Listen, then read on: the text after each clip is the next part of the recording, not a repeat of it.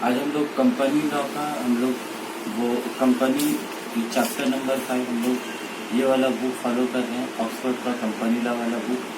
और इसके अभी हम लोग यही बुक फॉलो कर रहे हैं और यही बुक का जो ये कंटेंट है, डिटेल कंटेंट्स, इसमें अभी हम लोग सबसे लास्ट वाला चैप्टर शुरू किया था हमने, कंपनी लॉ। ये वाला लिखा हुआ चैप्टर नंबर है company law and company meetings. ठीक है, तो हम लोग यही चैप्टर हम लोग शुरू किया था, पेज नंबर 124,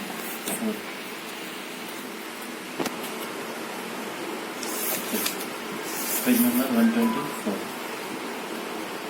तो सबसे पहले हम लोग ये पढ़ेंगे कॉर्पोरेट मीटिंग। सबसे पहले हम लोग ये देखेंगे कॉर्पोरेट मीटिंग, दिखा यहाँ पर कॉर्पोरेट मीटिंग्स शुरू करेंगे पहले पढ़ने के लिए। तुम सामने होगी तो सामने आ जाए कॉर्पोरेट मीटिंग्स। ठीक है,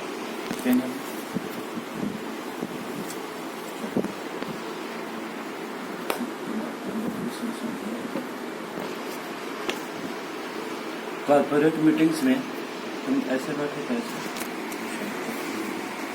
मेरे पास आते, ठीक है, इसको बंद कर दो। ट्राइपॉड में नहीं दिखेगा, सबसे छोटा होगा।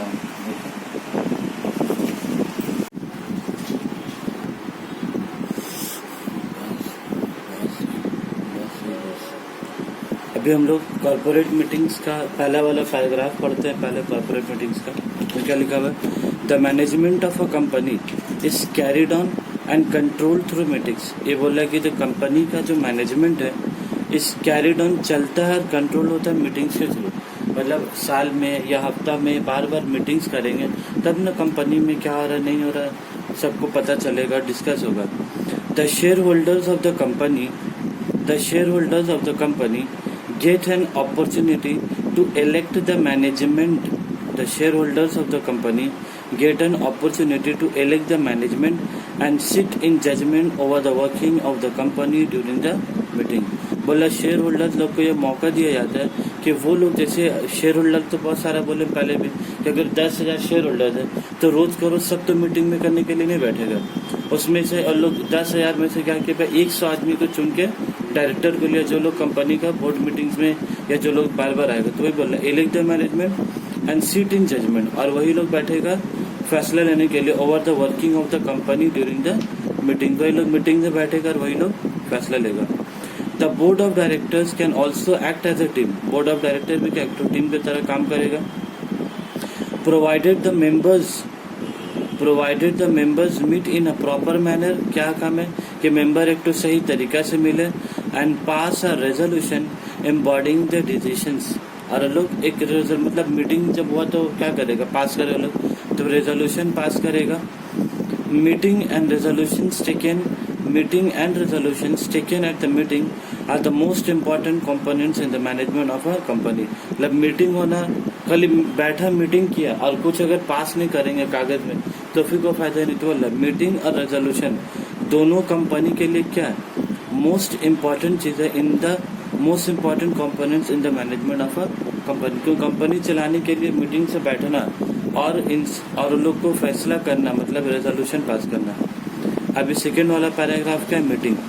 अभी इसमें ये लोग फिर से वापस एक ही चीज लिखा है, तो हम लोग ये पैराग्राफ को स्किप करेंगे।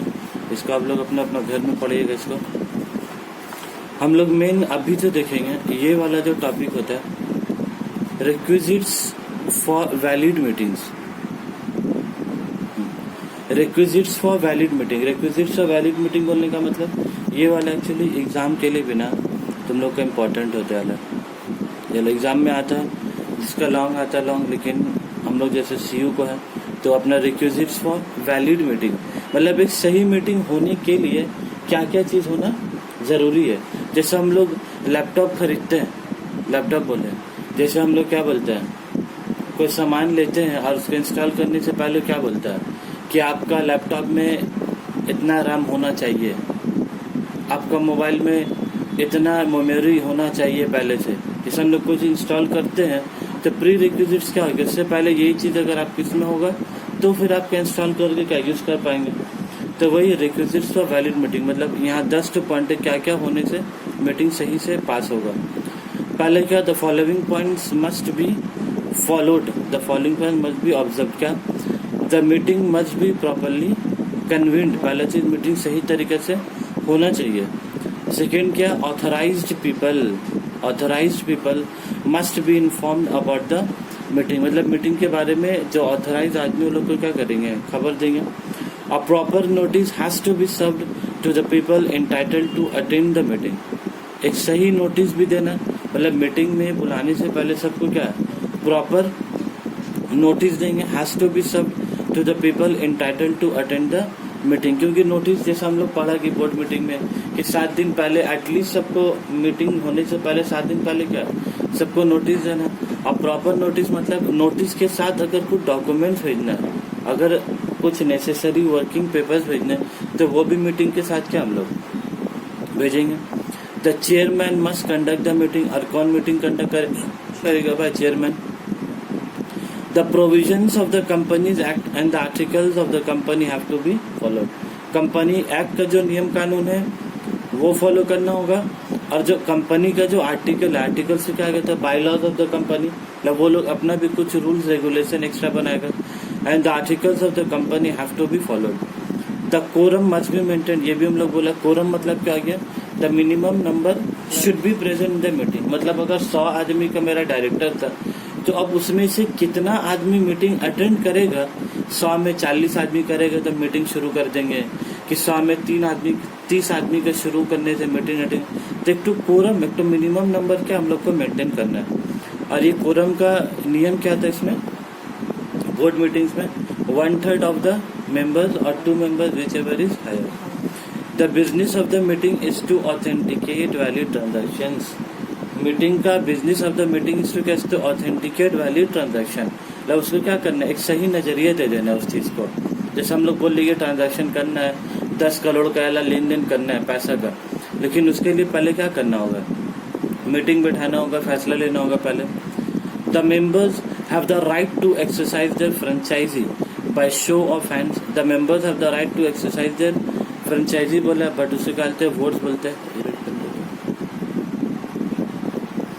The members have the right to exercise their franchisee by show of hand, franchisee बोले तो वोट होगा। तो the members have the right to exercise their votes, to exercise their votes by show of hands, या तो हाथ दिखा के कर सकता है, या थ्रू इलेक्ट्रॉनिक मीन्स और बाय मीन्स ऑफ अ पोल। पोल सुनना ना, जैसे अमिताभ बच्चन किसमें रहता था, कोई आदमी को पोल अगर लेना है तो सबका पास एक बटन दाब दिए, कितना आदमी सही है अगेंस्ट में। The minutes of the meeting must be written, कैसा होना चाहिए, the minutes of the meeting must be written and maintain properly. Minutes का मतलब बोलो तो क्या बोला था, पहले बोला था कि सर समरी बोलते हैं।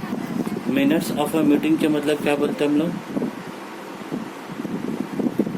Summary of a meeting. Summary मतलब क्या, जैसे मीटिंग किया, अब 1.5 घंटा का मीटिंग हुआ, अब 1.5 घंटा में बहुत तू में हुआ, बहस हुआ, सब कुछ हुआ, लेकिन काम के बाद क्या पास हुआ, 10 मिनट में काम का चीज पास हुआ।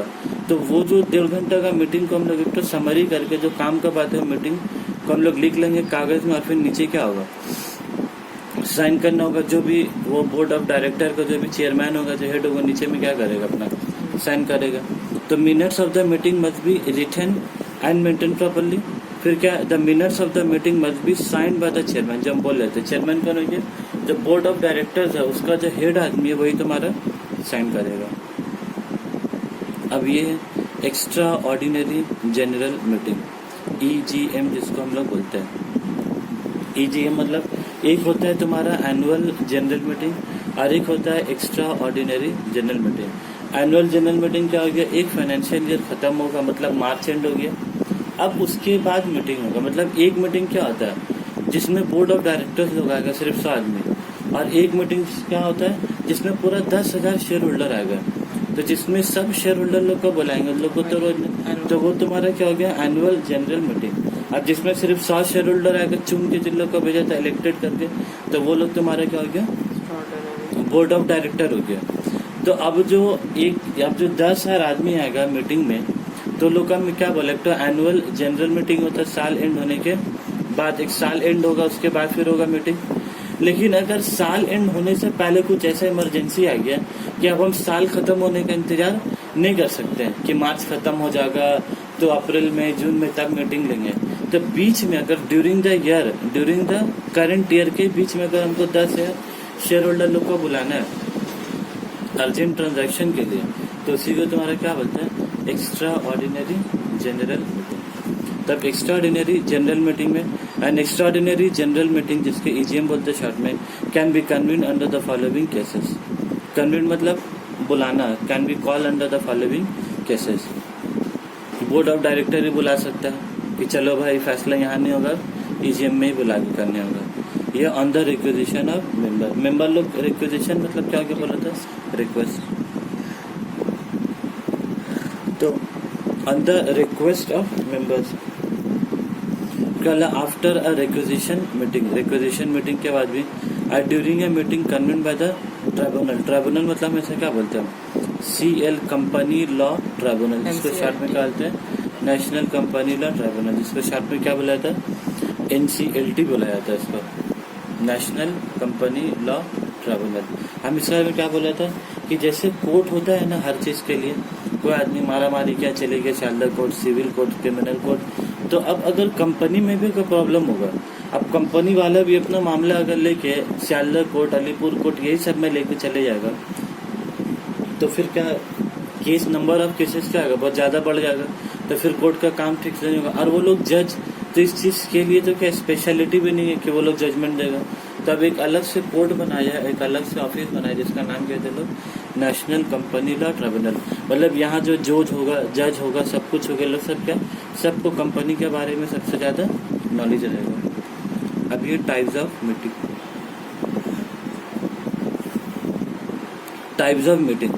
तो टाइप्स ऑफ मीटिंग में हम इससे देखो क्या लिख के रखा, इम्पोर्टेंट भी लिखा और MCQ भी लिखा। अब मीटिंग्स की तरह का होता है, एक तो मीटिंग जैसे हम लोग पढ़ा है कि AGM होता है, EGM होता है, शेयर ये होता है, ये वाला क्या है ना, we shall discuss different types of meeting this section. एक क्या बोला, मीटिंग ऑफ शेयर होल्डर, और शेयर होल्डर के बगल में लिखो मेरे तरह AGM एंड EGM।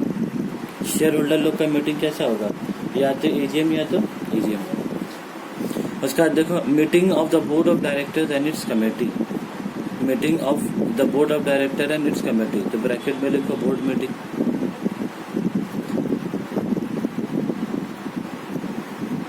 याद है, और ये तो बोर्ड ऑफ डायरेक्टर का बोर्ड मीटिंग हो गया। ये जो कमेटी बोल रहा ना, ये क्या चीज का बोल रहा था, बोलो तो, हाँ मीटिंग, और कमेटी मतलब जैसा ऑडिट कमेटी बनता है, मतलब बोर्ड ऑफ डायरेक्टर जैसा है, तो जैसा ऑडिट कमेटी बना, तो ऑडिट कमेटी के लिए भी क्या होगा, ये भी क्या तुम्हारा टाइप्स ऑफ मीटिंग्स है। तो मीटिंग में शेयर होल्डर लोग भी आ सकता है, बोर्ड ऑफ डायरेक्टर लोग भी, और कभी कभी एक तो स्पेशलाइज कमेटी बनाया जाता है, उसका नाम जैसे हम लोग क्या बोला, ऑडिट कमेटी। एक और भी होता है, पता है तुम लोग को क्या होता है, विजिलेंस कमेटी होता है, और एक होता है स्टेक होल्डर रिलेशनशिप कमेटी। जैसे हम लोग ऑडिट कमेटी बनाए ना कि ऑडिटर को कोई अगर प्रॉब्लम है किसी चीज का, तो वो उस डायरेक्टर से जाके क्या है इन्फॉर्मेशन लेगा कि भाई ऐसा ट्रांजैक्शन कैसे हुआ। तो वैसे क्या है स्टेक होल्डर रिलेशनशिप कमेटी, वो उसका क्या काम है बोलो तो, अगर किसी स्टेक होल्डर लोग को ग्रीवेंसेस है, प्रॉब्लम है, तकलीफ है आपका कंपनी से, तो वो लोग का भी तो कोई जगह होना चाहिए ना जहाँ के लोग शिकायत करे। जैसे शेयर होल्डर है, तो शेयर होल्डर दिल्ली में बैठा हुआ एक तो रूम में, उसको सब मिलकर परेशान कर रहा है, तो वो तो इस कंपनी में कुछ एक रास्ता होना चाहिए ना बताने के लिए, तो वो भी बड़ी बड़ी कंपनी में वो भी, उसका नाम क्या, स्टेक होल्डर रिलेशनशिप। उसके बाद क्या, meeting of the creditors and debenture holders, meeting of the creditors and debenture holder. इसका क्या है बोले तो, क्रेडिटर लोग भी तो मीटिंग करेगा ना। अब आजकल तो उस दिन भी हम बोला था बहुत पहले कि क्रेडिटर लोग को भी बहुत इज्जत देना शुरू हो गया, डिवेंचर होल्डर लोग को। हम उस दिन क्या बोला था कि एक लॉ पास हुआ IBC कोड बोलते हैं, insolvency and bankruptcy code, insolvency and bankruptcy code. अब उसमें क्या कर रहा है, अगर कोई इंसान इंसॉल्वेंट हो गया कंपनी, तो उसमें सबसे ज्यादा नुकसान किसको होगा? कंपनी को होगा कि कंपनी से ज्यादा जितना आदमी लोग है वहां पर, जो लोग क्रेडिटर लोग कंपनी को पैसा दिया, लोन वाला पैसा दिया, डिबेंचर होल्डर वाले लोग अपना लोन के तौर में पैसा दिया, तो सबसे ज्यादा नुकसान किसको होगा? क्योंकि वो लोग को उसका पैसा नहीं मिलेगा वापस। भाई जितना डूब गया, कंपनी डूब गया, जितना पैसा उतने मिलेगा। क्योंकि हम लोग क्या बोलते हैं कंपनी को, लिमिटेड लायबिलिटी बोलते हैं। तो ऐसा तो नहीं है कि जितना भी सबको 100 करोड़ रुपया देना है, 10-10 करोड़ करके 10 आदमी को, तो सबको पैसा एकदम मर हार के देना ही है कंपनी का, ऐसा भी नहीं है। जितना उसके पास एसेट होगा उतना बेच के देगा, बाकी पैसा नहीं मिलेगा। तो इसीलिए अब बोल रहा है कि अब मीटिंग्स में किसको भी रहना जरूरी है, मीटिंग ऑफ द क्रेडिटर। अब बोल रहे हैं कि क्रेडिटर लोग भी मीटिंग करेगा के, जितना रुपया धार वाला को है सबको क्रेडिट में पैसा दिया है, सबको हमसे लेगा, तो सब वो लाएगा, वो भी आएगा, और साथ ही साथ डिबेंचर होल्डर लोग भी आएगा। ये बहुत पहले नहीं होता था, बट इन लोग का बहुत रिस्पेक्ट मिल गया। क्योंकि कुछ भी हो रहा कंपनी में, तो नुकसान किसका हो रहा है?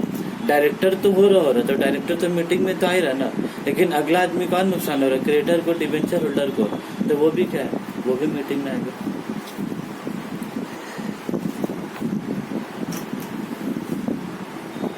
अब जाके तुम्हारा क्या, अब शेयर होल्डर मीटिंग। तो हम लोग शेयर होल्डर मीटिंग में हम लोग क्या शुरू करेंगे? Annual general meeting. ये वाला पैराग्राफ जो है, शेयर होल्डर मीटिंग वाला जो पैराग्राफ है, ये आप लोग अपना घर में ऐसे पढ़िएगा। इसमें सब कुछ नॉर्मल लिखा हुआ, कुछ नया बात नहीं है। घुमा फिरा कर फिर से बात बोल रहा है कि पॉलिसी बनाएगा, ये वो। इसको घर में रीड करने। अब हम लोग आते हैं यहाँ पर, हम लोग को जो मेन देखना है, ये वाला एक पोर्शन है जो देखना है एग्जाम के लिए। एग्जाम के लिए ये वाला पोर्शन को इम्पोर्टेंट मार्क करो।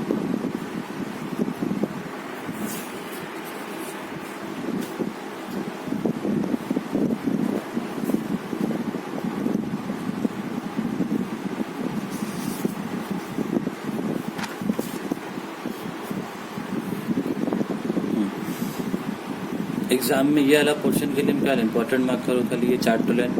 देर are four primary types of share holder meetings in India. There are four primary types of share holder meetings in India. तो 4 प्राइमरी टाइप्स क्या है? पहला एक एनुअल जनरल मीटिंग, एक एक्स्ट्रा ऑर्डिनरी जनरल मीटिंग, एक class meetings, एक court convene meeting, एक AGM, एक एक्स्ट्रा ऑर्डिनरी जनरल मीटिंग। एक तुम्हारा क्या हो गया? एजीएम हो गया, एक क्लास मीटिंग और एक कोर्ट कन्वीन मीटिंग, जो हम लोग अभी यहाँ पर भी थोड़ा देर पहले पढ़ा था। ऐसा नहीं कि हम लोग यहाँ नहीं पढ़ा था, यहाँ पर भी चार्ट था। तो यहाँ पर ही क्या बोल रहे लोग कि 4 तरह का मीटिंग जो शेयर होल्डर लोग बुलाएगा। तो ये एग्जाम में आता है कि कितना तरह का शेयर होल्डर मीटिंग होता है हिंदुस्तान में, इंडिया में। तो कितना तरह का होता है हम लोग का? 4 टाइप्स। तो ये क्या हो गया तुम्हारे लिए? तो एमसीक्यू के लिए तो इम्पोर्टेंट चीज़ होता है वाला, एमसीक्यू के लिए। ये आदमी क्या रखने? ईजीएम क्लास मीटिंग बोले तो जैसा भी बोला ना, क्रिएटर लोग आएगा, ये लोग आएगा, वो लोग भी आएगा मीटिंग में। इसके बाद फिर कोर्ट कन्वीन मीटिंग बोले तो अब ये कौन सा कोर्ट का बात कर रहे हैं? एनसीएलटी का बात कर रहे हैं। कोर्ट मतलब ये सुप्रीम कोर्ट हाई कोर्ट नहीं वाला। अभी सुप्रीम कोर्ट हाई कोर्ट आता है, इसमें भी आता है, नो डाउट अबाउट कंपनी में, लेकिन वो एकदम लास्ट में आता है। मतलब अगर ट्राइब्यूनल फैसला किया और हम वो फैसला से सहमत नहीं है, तो अब हम क्या करेंगे? अपील करेंगे। तो एनसीएलटी के बाद एक और अभी हुआ एनसीएलएटी, जिससे नेशनल कंपनी लॉ ट्राइब्यूनल। एक और कोर्ट बना national company law appellate tribunal.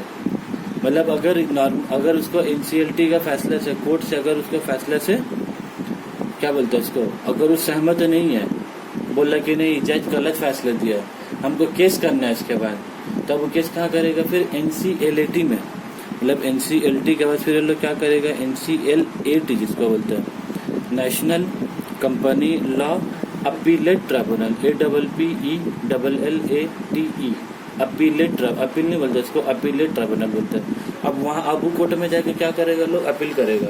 लेकिन अब वो अपीलेट ट्राइब्यूनल से भी सहमत नहीं हुआ।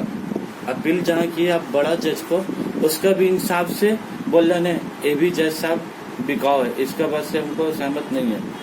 तो अभी कहाँ जा सकता है फिर? अभी हाई कोर्ट जा सकता है।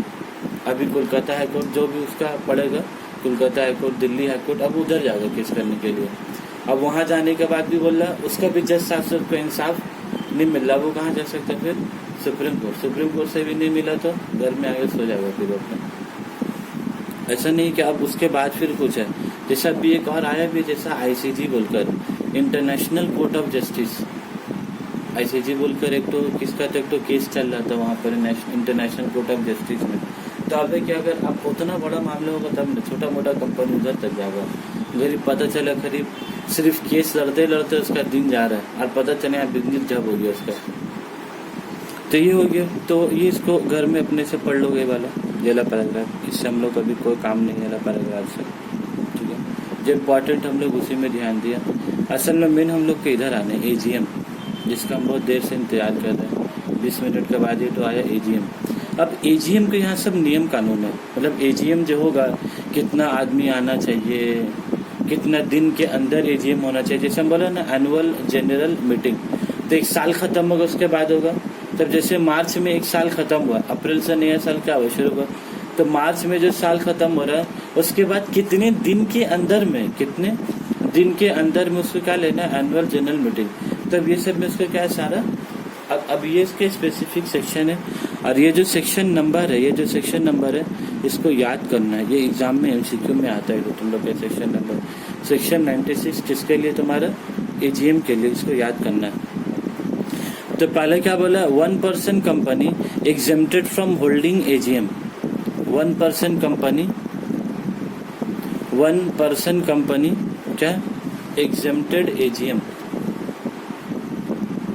मतलब जो 1 पर्सन कंपनी है उसको AGM कंडक्ट करने, क्योंकि वो 1 पर्सन कंपनी में एक ही शेयर होल्डर, एक ही डायरेक्टर है, तो वो क्या सबको बुलाएगा, किसको बुलाएगा मीटिंग में? तो बोला every company other than 1 person company, हर एक company other than in 1 person company, मतलब हर एक कंपनी बोले तो जैसे पब्लिक कंपनी, प्राइवेट कंपनी, ऐसा सब है। लेकिन अगर इसमें अगर OPC भी है तो पब्लिक कंपनी, प्राइवेट कंपनी और 1 पर्सन कंपनी। लेकिन वो क्या बोल रहा है, हर एक कंपनी सब, लेकिन अदर देन OPC, मतलब लोग OPC को क्या बोल रहा है, OPC को लोग क्या कर रहा है, काट दे रहे हैं यहाँ से। तो other than OPC shall in each year hold in addition to any other meetings a general meeting as in AGM। मतलब OPC को छोड़ के बाकी जो पब्लिक कंपनी, प्राइवेट कंपनी, और लोग जो भी मीटिंग्स ले रहा है एनी अदर मीटिंग के साथ, उन लोगों को क्या लेना, hold in addition to any other meeting. Hold in क्या लिखा, इन एडिशन, मतलब जो ले रहे हो तुम। सालों में क्या चल रहा, बोर्ड मीटिंग चल रहा चार्टो, तो वो जैसे तुम चार्टो लिए उसके साथ में इन एडिशन एक और a general meeting as it's AGM। General meeting में क्या इसको लेना होगा। सेकेंड क्या, नोटिस ऑफ AGM देंगे। The notice of the meeting shall specify the AGM, मतलब नोटिस जो देंगे ना, मतलब AGM में क्या क्या बात हम लोग को डिस्कस करना है, वो नोटिस में सारा चीज क्या हम लोग लिख के देंगे। अब दूसरा चीज, टाइम गैप बिटवीन 2 AGM, मतलब एक AGM और दूसरे AGM के बीच में क्या टाइम गैप होगा। यहाँ हम देखो एक तो छोटा ऐसा बना के भी रखा है यहाँ पर। पहला AGM हुआ और दूसरे AGM, पहले AGM दूसरे AGM, मतलब अब पहले AGM दूसरा, मतलब जैसे अभी 31 मार्च 2018 खत्म हुआ, 31 मार्च 2018 खत्म हुआ, हम उसके बाद जून महीना में हम क्या किया, एनुअल जनरल मीटिंग ले लिया। तो मतलब 30 जून 2018 में हम अपना पिछला साल का AGM ले लिया, ठीक है, हो गया, पहले AGM हो गया। अब उसके बाद अब 18 से 19 एक दूसरा साल चला, 19 खत्म हुआ। अब 19 खत्म होने के बाद अब हम दूसरा मीटिंग कब कर रहे हैं, एकदम 30 नवंबर को जाके कर रहे हैं। कब कर रहे हैं हम लोग जाके, 30 नवंबर। तो अब बोलो पहले AGM कब हुआ था, 38 जून, और उसके बाद कब ले रहा हूँ, नवंबर में। तो 30 जून से 30 नवंबर के में गैप कितना गया, 30 जून से 30 जून 1 साल, फिर जुलाई, अगस्त, सितंबर, अक्टूबर, नवंबर, कितना हो गया, 5 महीना। तो 12 और 5 कितना हो गया, 17 महीना हो गया। मतलब पहला मीटिंग कब ले, 30 जून में, और दूसरा मीटिंग फिर दूसरा साल का कब ले रहा हूँ, अब वो 30 जून में नहीं ले रहा है, अब वो कब ले रहा है, सीधा 30 नवंबर में ले रहा है।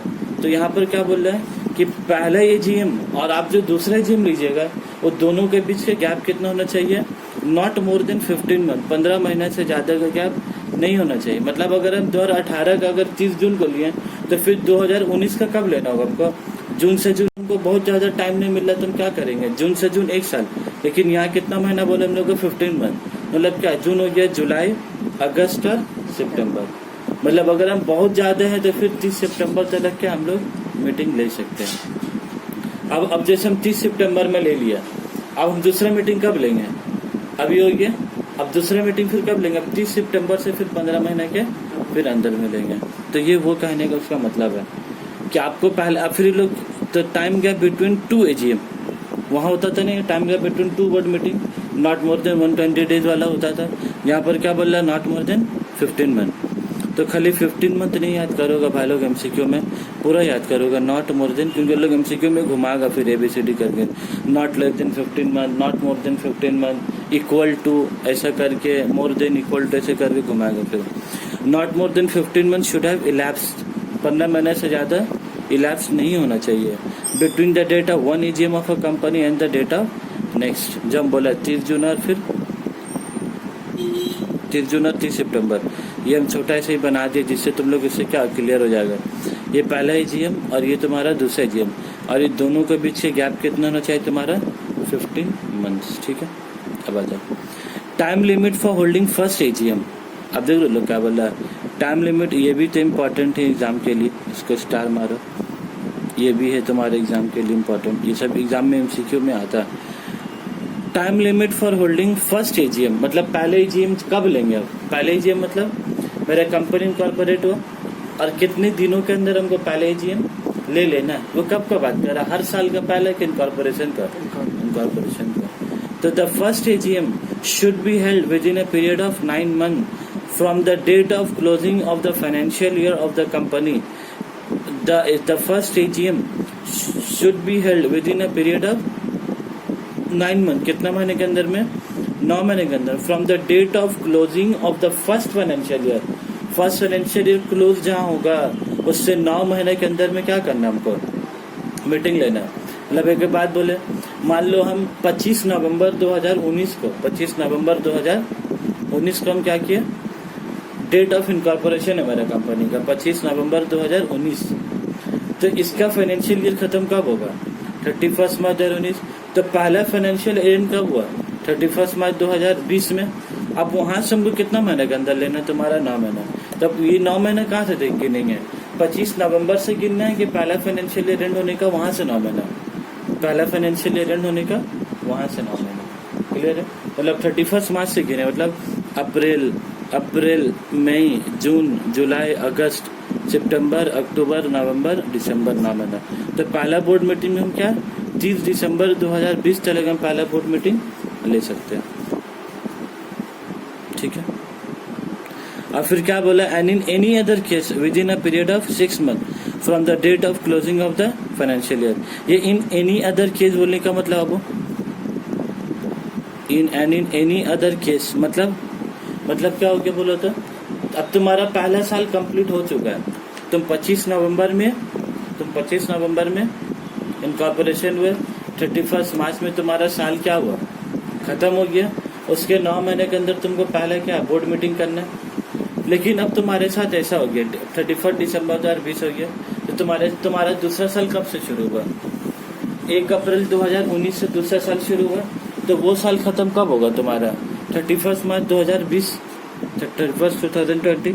तब हम सेकेंड बोर्ड मीटिंग जो लेंगे तो क्या, अब फिर 9 महीने गिनेंगे वहां से। अब सेकेंड बोर्ड मीटिंग जो लेंगे 6 मंथ गिनेंगे। क्लियर बात, तो अब 6 मंथ गिनेंगे। And in any other case with in a period of 6 month from the date of closing of the financial year.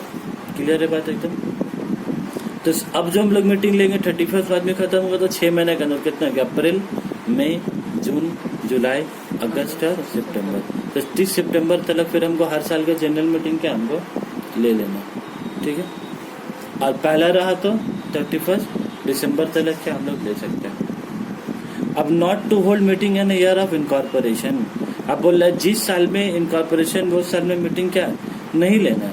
Not to hold a meeting in year of incorporation, if a company holds its first AGM meeting as aforesaid, it shall not be necessary for the company to hold any AGM in the year of its incorporation। ये तो बोलेगा जिस साल में हुआ उस साल में आपको लेने का जरूरत नहीं, आप उसके अगले साल लीजिएगा। ये इतना इंपॉर्टेंट नहीं, अभी आ जाए। डिस्क्रिशन ऑफ रजिस्ट्रार, रजिस्ट्रार मतलब क्या था बोले तो? डिस्क्रिशन ऑफ रजिस्ट्रार, रजिस्ट्रार के ऊपर लिखो ROC, रजिस्ट्रार के ऊपर क्या लिखोगे? ROC। ये क्या बोले तो? रजिस्ट्रार ऑफ कंपनी, इसको लोग शॉर्ट में हर जगह क्या लिखता? रजिस्ट्रार, रजिस्ट्रार लिखता। डिस्क्रिशन ऑफ रजिस्ट्रार मतलब ROC जैसे हुआ ना, जैसे हम बोलते नहीं है अपना जो भी काम किया है साल भर में, तो IT file income tax department को जमा किया, तो वो लोग चेक चाक करते हैं हम सही जमा किया, हम रुपये का लेन देन ठीक क्या गलत क्या। तो वैसे तुम्हारा क्या डिस्क्रिप्शन ऑफ रजिस्ट्रार भी होता है। रजिस्ट्रार क्या है भी? ROC मतलब जहाँ कंपनी के सारा कागज पत्तर जमा होगा। इनकम टैक्स के पास क्या है? इंडिविजुअल का भी होगा, पार्टनरशिप का भी है, कंपनी का सबका होगा। लेकिन ROC क्या है? स्पेसिफिकली क्या है? सिर्फ कंपनी, मतलब अगर हम अपना IT फाइल बनाए साबिर सर बोल के या साबिर आलम बोल के, क्या हमको अपना ROC को जमा करना है? ROC क्या? रजिस्ट्रार ऑफ कंपनी, कंपनी का सारा खाता पत्तर उधर का रहेगा, सबका जमा रहेगा। तो अब ये एक इख्तियार उसको भी दिया हुआ है, डिस्क्रिप्शन ऑफ इख्तियार मतलब उसको भी कुछ राइट्स दिया हुआ है। ROC को भी, ROC भी क्या एक ऑफिस के तरह है। उसको क्या बोल रहा है? The registrar may for any special reason extend the time within which any AGM other than the first one is held by period not exceeding 3 months। मतलब बोलो तो क्या बोल रहा है? बोल रहा है पहले AGM छोड़ के, पहले AGM तो फाइनेंशियल ईयर खत्म होने का उसका 9 महीने के अंदर आपको पहला मीटिंग क्या ले लेना है, चाहे जो भी वजह, आपका डायरेक्टर बीमार हो, शेयर होल्डर बीमार हो, आउट ऑफ स्टेशन हो, कुछ भी, आपको एनी अदर केस हो, लेकिन कोई भी स्पेशल रीजन आपको ले लेना है। लेकिन अगर पहले AGM के बाद अगर कुछ परेशानी आता है तो फिर आप 6 महीना, कंपनी लॉ में कितना महीने का टाइम दिया? 6 महीने का। इन एनी अदर केस में क्या बोला था? 6 महीने के अंदर लेना 6 मंथ। लेकिन रजिस्ट्रार को क्या दिया गया बोले तो? एक तो पावर दिया हुआ कि अगर कोई हमको अप्लाई करे कि भाई मेरा बहुत प्रॉब्लम चल रहा है, तो फिर क्या आप उसको 3 महीने के लिए और एक्सटेंड कर सकते हैं। मतलब 6 और प्लस 3 कितना हो गया? टोटल 9 महीने के लिए एक्सटेंड, मतलब 30 सितंबर तक कर सकते थे और उसको बढ़ा के अब फिर अक्टूबर, नवंबर, दिसंबर तक कर। लेकिन ये 3 महीने का केस क्या फर्स्ट AGM के लिए ले सकते हैं, मतलब फर्स्ट फाइनेंशियल में उसमें नहीं ले सकते। ठीक है, उसके बाद बोला, उसके बाद क्या, ये भी इम्पोर्टेंट है, इसको मार्क कर लोगे, डिस्क्रिप्शन ऑफ रजिस्ट्रार। उसके बाद क्या, बिजनेस आवर्स ऑफ AGM, मतलब AGM कितना टाइम के अंदर होना चाहिए। Every AGM shall be held during business hours that is between 9 AM and 6 PM, सुबह 9 बजे से शाम का 6 बजे तक होना चाहिए। और एनी डे, किसी भी दिन मतलब क्या होगा, संडे को ले सकते हैं कि नहीं। और एनी डे मतलब क्या होगा, संडे भी ले सकते हैं, सैटरडे भी ले, और मंडे ट्यूजडे का तो कोई बात ही नहीं है। लेकिन अगर वो नेशनल हॉलीडे पड़ा, अगर संडे का पड़ा 15 अगस्त पड़ा, संडे का पड़ा तो 26 जनवरी, तो फिर आप उस दिन नहीं ले सकते। लेकिन अगर मंडे पड़ गया तो नेशनल हॉलीडे, तो भी नहीं ले सकते। संडे तो ले सकते, संडे ले सकते हैं, लेकिन मंडे अगर नेशनल हॉलीडे पड़ा तो क्या, तो भी आप मंडे के रोज नहीं ले। और नेशनल हॉलीडे कौन डिस्क्राइब करेगा? जो अपना सेंट्रल गवर्नमेंट होता है वो खुद छुट्टी का नेशनल हॉलीडे बोला है। ऐसा हम लोग नहीं बोल सकते नेशनल हॉलीडे मेरा मोहल्ला का नेशनल हॉलीडे, ऐसा नहीं होता। तो on any day that is not a national holiday and shall be held either at the registered office, ये बहुत काम का चीज है, and shall be held either at the registered office of the company और एट सम अदर प्लेसेस। यही जो और वाला चीज है ना, यही सबसे डेंजर कर देता है। और at some other places within the city, town और village in which the registered office of the company is situated. बोल रहा है कि पहली बात तो नेशनल हॉलीडे छोड़ कर लेना, फिर कहाँ लेंगे, जो AGM नहीं कहाँ लेंगे। And shall be held either at the registered office of the company, मतलब जो मेरा ऑफिस का एड्रेस है या तो वही ले लेंगे अगर मेरा बहुत बड़ा जगह का इंतजाम है, और अगर आपके पास में खुद अपना शेयर होल्डर को बैठाने का इंतजाम नहीं है तो or at some other place, और एट या तो वो कोई अलग जगह, लेकिन कौन जगह, विद इन द सिटी।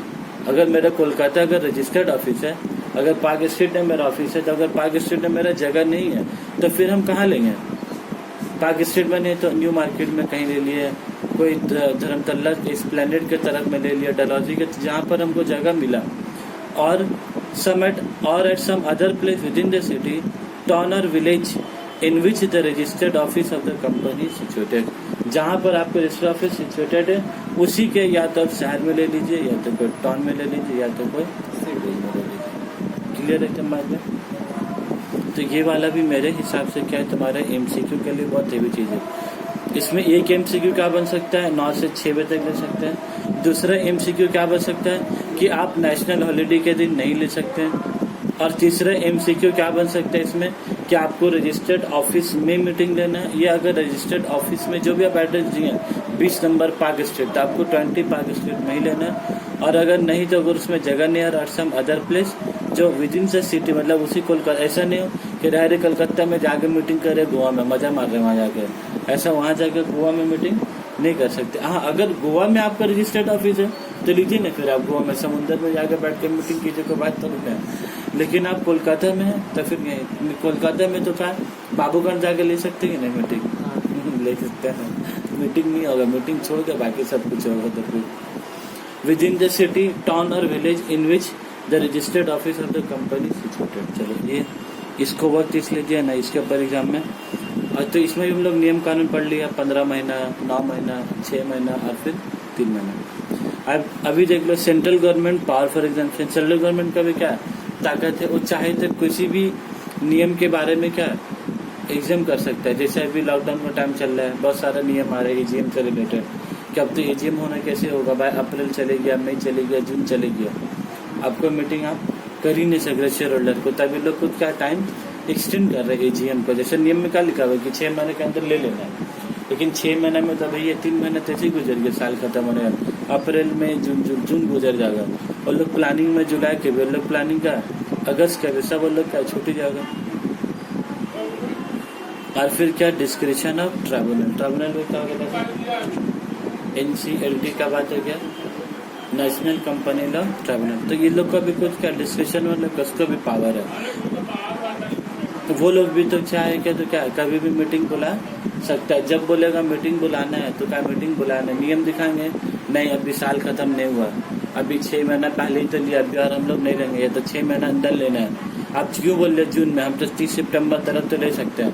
अगर वो बोलेगा 15 जून में लेना है तो फिर क्या करना है, फिर 15 जून के अंदर में लेना। वही डिस्क्रिप्शन ऑफ ट्राइब्यूनल, जैसे डिस्क्रिप्शन ऑफ ये रजिस्ट्रार था ना, आरओसी को भी कुछ ताकत दिया है, कुछ ताकत ट्राइब्यूनल को, कुछ ताकत सेंट्रल गवर्नमेंट को भी। 4 मिनट पढ़ते हैं। चलो अब हम लोग नेक्स्ट पेज में आएंगे, हम लोग पेज नंबर 120, पेज नंबर 127 में आने वाले हम लोग। और भी होगा क्या इसमें,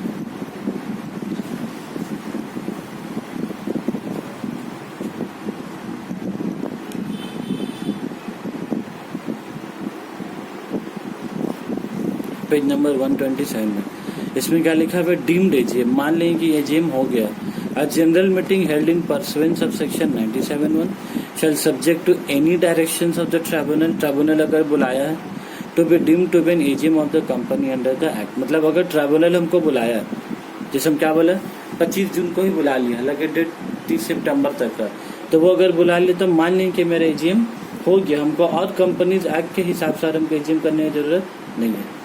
फिर power of tribunal to call AGM, ये तो हम लोग पढ़ ही चुके हैं कि ट्राइब्यूनल को अभी ये ताकत दिया गया है कि आपको अगर एजीएम बुलाना तो क्या आप सब शेयर होल्डर लोग को बुला सकते हैं। ऐसा नहीं बोल सकते शेयर होल्डर लोग अभी तो कंपनी लॉ में तो 6 महीने का टाइम है, आप अभी क्यों बुला रहे हैं हमको, तो ये ताकत उसको दिया गया हुआ।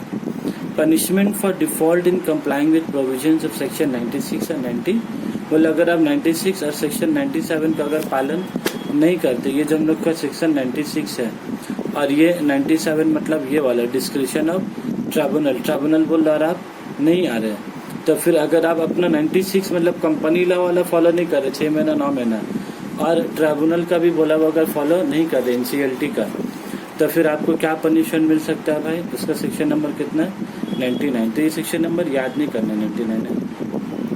If any default is made in holding a meeting of the company in accordance with section 96, 97 or 98 or in complying with any discretion of the tribunal, the company and every officer of the company who is in default shall be punishable with fine।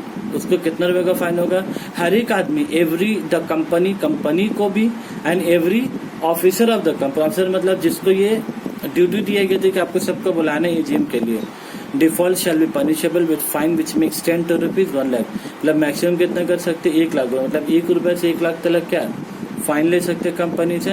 And in the case of a continuing default, और गलती में गलती किए ही जा रहा है, तो with a further fine which makes 10 to rupees 50,000 for every day. Can you imagine, या पूरा का 1 लाख रुपया ले रहा है और हर दिन अगर डिले करेगा तो हर दिन का भाई 50,000 रुपया, 50,000 पर डे। 2 दिन डिले किया 1 लाख रुपया, 3 दिन 1.5 लाख रुपया। ठीक है, ठीक।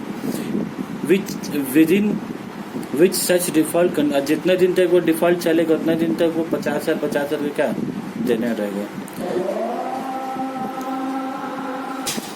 ठीक है, ये वाला गलती से हम इसको 50,000 बोल दिए, वो 5,000 पर डे है, फॉर एवरी डे, हर दिन का 5,000 रुपये फाइन। और जितने दिन तक एजीएम नहीं ले पाएंगे, जितने दिन तक डिले करेंगे उतने दिन तक 5,000 रुपये। 4 दिन डिले किए तो 5,000 इंटू 4 दिन तो 20,000 रुपये का फाइन देना होगा, और साथ में 1 लाख तो लगेगा, उसके अलावा 5,000 पर डे।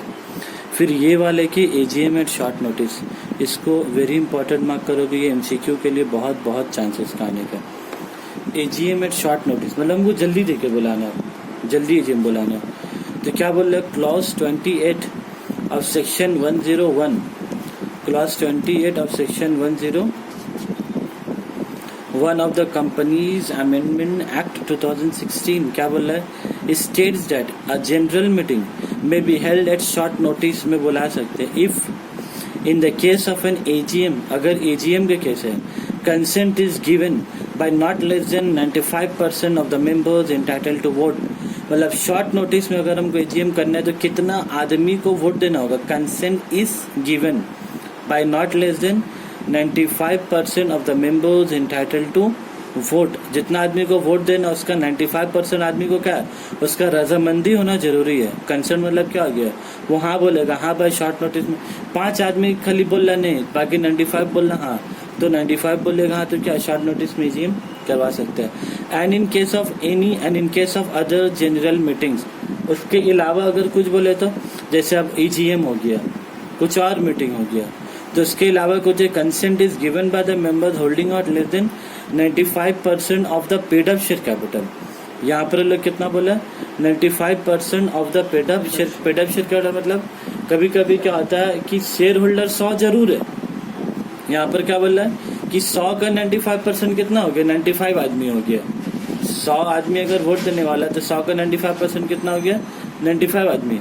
लेकिन इन एनी अदर केस में क्या बोला, 95% of the paid up share capital. मतलब एक आदमी है जो 40,000 मतलब मेरा शेयर होल्डर, मेरा अगर पेड अप कैपिटल अगर 10 लाख हो गया, मेरा पेड अप कैपिटल 10 लाख रुपया, जिसमें से हम अकेले कितना लेके रखा है, 4 लाख रुपया। ठीक है, अल्जमर कितना लेके रखा है, 5.5 लाख का, मतलब 5.5 लाख अल्जमर और 4 लाख साबिर सर, तो 4 लाख और 5.5 लाख कितना गया, 9.5 लाख। मतलब 10 लाख का पेड अप कैपिटल में हम और अल्जमरी मिला के कितना रख लिया, 9.5 लाख का। बाकी 50,000 रुपया बचा है। अब 50 आदमी खरीदा 1,000 करके पेड अप कैपिटल, तो इसमें क्या होगा तुम्हारा 95% ऑफ द क्या बोला, पेड अप शेयर का। मतलब टोटल शेयर होल्डर कितना है, 52। टोटल शेयर होल्डर कितना, 52। एक है साबिर सर, एक है अल्जमर, और बाकी 50 का पास में 1,000 रुपया का पेड अप शेयर कैपिटल है। तो यहाँ पर क्या 95% of the paid up share capital. मतलब अगर खाली साबिर सर और अल्जमर बोलेगा कि नहीं भाई मीटिंग शॉर्ट नोटिस में बुलाना, तो क्या होगा, क्या 52 का 95% बोल रहा है कि पेड अप शेयर कैपिटल का 95, पेड अप शेयर कैपिटल का नहीं। मतलब अगर 2 आदमी के पास ही का 95% है तो 2 आदमी भी शॉर्ट नोटिस से मीटिंग क्या बुला सकता है। लेकिन किसमें, in case of other general meeting में। लेकिन अगर एजीएम है तो उसमें कितना नीचे, 95% of the members entitled to vote. मतलब सबको वोट है, जिसके पास 1,000 रुपये पेड अप कैपिटल, उसके पास भी क्या उसके वोट है, तो वहां पर क्या होगा, 52 आदमी का 95%। लेकिन यहाँ पर ही 52 आदमी का 95, जो आदमी के पास 95% पेड अप शेयर कैपिटल है वो बुला सकता है। तो ये मेरे हिसाब से बहुत इंपॉर्टेंट एमसीक्यू है। इसको हम ऐसे करके लिखा है, अगर बच्चे लोग को अगर कैमरा में दिख पा रहे ना हो तो इसको कोशिश करोगे अपने कॉपी में भी ना इसी तरह से लिख लेने का। हम देखो क्योंकि एग्जाम से पहले तुमको इतना मौका नहीं मिलेगा कहीं पढ़ने का, हम यहाँ शॉर्ट में करके लिखा है। ठीक है, तो फॉर एजीएम में not less than 95% member entitled to vote, और अदर एजीएम में not less than 95% of PUSC बोले तो पेड अप शेयर कैपिटल। तो ऐसे करके लिख लेने से क्या है ना, बहुत शॉर्ट हो जाता है पढ़ाई से। मतलब 4 लाइन पढ़ने से अच्छा कि 2 लाइन पढ़े एग्जाम से पहले, नेक्स्ट टॉपिक में चलेगा। अब आ जाओ हम लोग mandatory transacted item, report of AGM को रिपोर्ट करना, फाइलिंग ऑफ रिपोर्ट, ये खाली इंपॉर्टेंट मार्क कर लो। फाइलिंग ऑफ रिपोर्ट क्या हो गया, मतलब जो भी मीटिंग होगा उसको आरओसी को क्या करेंगे, जो भी मीटिंग होगा आरओसी को क्या करना है, इन्फॉर्म करना है। तो रिपोर्ट कितने दिन के अंदर करेंगे, with in 30 days of the conclusion of the AGM. अगर 30 नवंबर या 30 सितंबर या 15 सितंबर में अगर मीटिंग हो गया तो उसके 30 दिन के अंदर में आपको ये रिपोर्ट किसको करना रहेगा, रजिस्ट्रार का। और लास्ट वाला का penalty for defaulting filing report, अगर तुम रिपोर्ट भी 30 दिन के अंदर नहीं कर पाए तो तुमको a company that fails to file the report before the expiry of the additional period of 270 days, जब 30 दिन के अंदर नहीं कर पाए तो तुमको और कितना पीरियड मिलेगा, और 270 दिन मिलेगा विथ एडिशनल फी। और साथ ही साथ तुमको क्या देना, कुछ एडिशनल फी भी देना होगा। और ये किस में लिखा होता है, section 203 shall be punishable with fine which shall be not less then, कितना बोला, 1 लाख का फाइन देना होगा, यार वो फाइन बढ़ के 5 लाख रुपए भी हो सकता है। और every officer the company in default shell punishable fine shall not be less than 25,000 and which में एक्सटेंड टू 1 लाख। तो ऑफिसर के ऊपर 25,000 से 1 लाख रुपया, और जो कंपनी होगा, जो कंपनी से ऊपर में 1 लाख से 5 लाख रुपया। अभी नीचे के बाद पढ़ लो कि ऑलरेडी हम लोग सेक्शन 96 लिखा हुआ है, ये नोट अगर देखना है तो पढ़ लो। क्या बोला, national holiday refers to a day declared as a national holiday by the central government. National holiday वो दिन होगा जो सेंट्रल गवर्नमेंट उस दिन को नेशनल हॉलीडे डिक्लेयर किया। ठीक है ना, ये घर पे पढ़ लोगे, ये जो 2 टॉपिक है इसको घर पे रीड कर लोगे, कोई वहाँ आगे गोला चीज नहीं है। तो ठीक है, तो आज के लिए हम लोग का एजीएम उसी के साथ हम लोग खत्म होगा। उसके बाद फिर हम लोग नेक्स्ट वीडियो में, तो फिर हम लोग दूसरा, फिर यहाँ से हम लोग 128 से ये केस स्टडी है, यहाँ से हम लोग 128 से नेक्स्ट डे शुरू करेंगे।